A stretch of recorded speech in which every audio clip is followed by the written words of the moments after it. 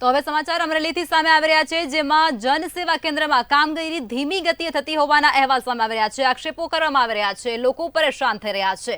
આ સમગ્ર ઘટના અત્યારે અમરેલીથી સામે આવી રહી છે, જેમાં પંચાયતમાં પણ કામગીરી ચાલી રહી છે ધીમી ગતિએ, મંથર ગતિએ કામગીરી ચાલી રહી છે। છેલ્લા 7 અને 8 દિવસથી સર્વર ડાઉન હોવાની ઘટના સામે આવી રહી છે, ત્યારે અડધો કલાકથી પણ વધારે કલાકો સુધી દાખલા કાઢવામાં સમય લાગી રહ્યો છે। ખેડૂતોને ભારે હાલાકી ભોગવવાનો વારો આવી રહ્યો છે।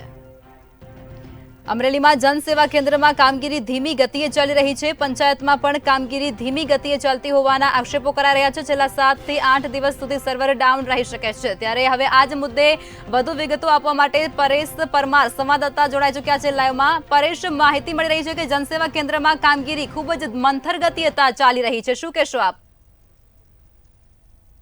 અમરેલી જિલ્લાની અંદર જે મામલતદાર કચેરીઓ છે અને મામલતદાર કચેરીઓમાં જે આવેલા જે જનસેવા કેન્દ્રો છે અને તદુપરાંત જે ગ્રામ પંચાયતો છે, આ ગ્રામ પંચાયતોની અંદર જે 7, 12, 8 ના જે કામગીરીઓ જે છે એ કામગીરીઓ ધીમી ગતિએ ચાલી રહી છે। એમનું મુખ્ય કારણ એ છે કે સર્વર ડાઉન હોવાને કારણે ખેડૂતોને મુશ્કેલીઓ પડતી હોય તેવું, અરજદારોને જે મુશ્કેલીઓ પડતી હોય તેવું જોવા મળી રહ્યું છે।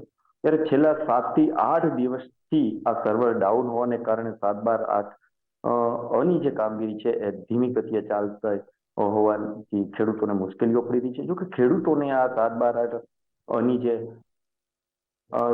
ધિરાણ લેવા માટે વગેરે છે, લોનો લેવા માટેથી આ દાખલાઓની ખાસ જરૂરિયાત હોય છે, પરંતુ ખેડૂતો સવારથી જ મામલતદાર કચેરીઓ પર આ દાખલાઓ કાઢવા માટેથી લાઈનોમાં જોડાયા જોવા મળી રહ્યા છે। પરંતુ જે સર્વર ડાઉનને લઈને ખેડૂતોને મુશ્કેલીઓ પડી રહી છે, જે દાખલાઓની જે જરૂરિયાત હોય છે એ દાખલાઓ મળી નથી શકતા, જેને લઈને ખેડૂતોને મુશ્કેલીઓ પડી રહી છે। ત્યારે અડધાથી 1 કલાક કે 7, 12, 8 નો જે દાખલો છે એ ખેડૂતોને નીકળી રહ્યો છે અને ખેડૂતોને મુશ્કેલીઓ પડી રહી છે। ત્યારે સવારથી જ ખેડૂતો 7, 12, 8 ના દાખલા લેવા માટે લાઈનોમાં ઉભા જોવા મળી રહ્યા છે। જોકે આપણે ચોક્કસથી કહી શકીએ છીએ અત્યારે હાલમાં 4G અને 5G જે ડિજિટલ યુગમાં સરકારી કચેરીઓમાં જ આ સર્વર ડાઉનને લઈને ખેડૂતોને જે મુશ્કેલીઓ પડી છે એક ખૂબ જ ચિંતાજનક આપણે કહી શકીએ છીએ।